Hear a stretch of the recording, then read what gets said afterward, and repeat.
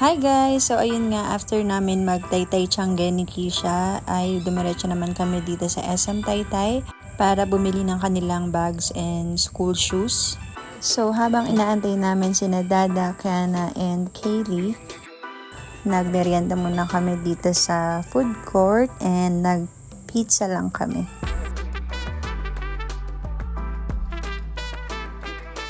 Kisha, ito oh. Black shoes. Siya. Ang sungit, di ako pinapansin. So, ito lang yung bibili naming black shoes niya kasi madaling linisin yan and matibay naman. Yan yung ginamit ni Ate Kiana last year. And itong hawk bag nga sana yung bibilin namin para matibay since mabigat yung books niya kaso hindi niya type. Ayan. Yan na lang kaya. Bag mo. Try mo nga. Hilahin mo lang. Niloloko ko, sabi ko mag-trolley bag na lang siya. And junior high school na nga pala si Ate Kisha and grade 7 na siya. Same school na sila ni Ate Kiana. And ito yung napili niyang bag. Ang brand niyan is Kosei. And sana kayanin ang gamit niya. Siguro bilhin na lang ako ng separate bag para sa books. And bumili rin kami dito ng ibang school supplies nila. Nandito na nga pala sila Kaylee, Dada, and Ate Kiana. So, sumunod na lang sila since nag-Taytay Tiangge pa nga kami ni Kisha. And family date na rin ito. So, ayan, bayad na tayo. And big shoutout nga pala kay Madam Krishna. So, working siya dito sa SM Taytay. And sinamahan niya kaming magbayad para maka-discount kami. So, thank you so much, Beb. Mabuhay ka. Kasama natin yung manager. Hi, manager. Hi guys! Kiana!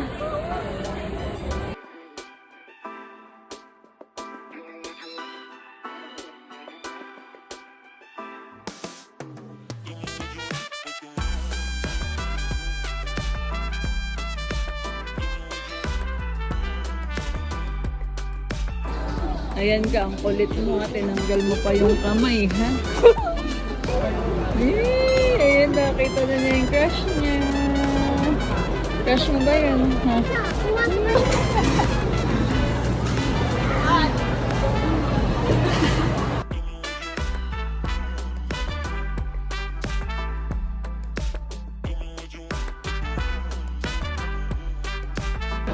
Ayan na si Da, bumaba na si Da. Taas na tayo. Da!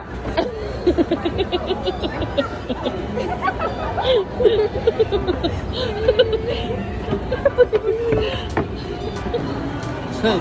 Ano sabi ni Coco? Sud. Dito yan sa may Rizal. Ano? Dito yan sa may Rizal. Grabe ka naman. So, it's dinner time. Dito na lang kami kumain sa Tokyo since masarap naman talaga yung food dito and nakakamiss din. So, tara kain tayo guys!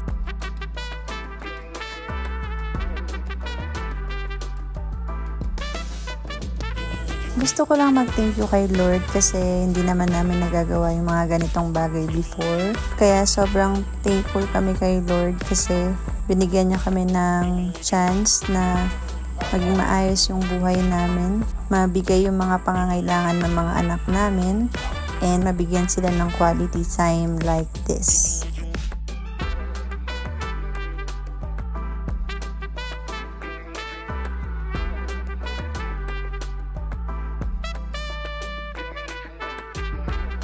Pauwi na kami. Galing kami rito sa SM Taytay. Gamit na naman namin si Ivan. Laking tulong talaga ni Ivan. So, ayun na nga, pauwi na kami. And yes, ang laking tulong ni Ivan sa amin, ni Lolo Ivan. Yun nga pala yung name ng van namin, si Lolo Ivan. So, ang laking tulong niya lalo na at malalaki na yung mga anak namin. And gaya ngayon na umuulan nung pauwi kami, hindi na kami mababasa. Kasi before naka-tricycle lang kami.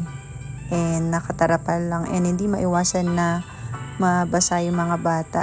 And komportable na sila kung makatulog man sila. So, ayun guys, hanggang dito na lang. So, patuloy lang kayong magsumikap.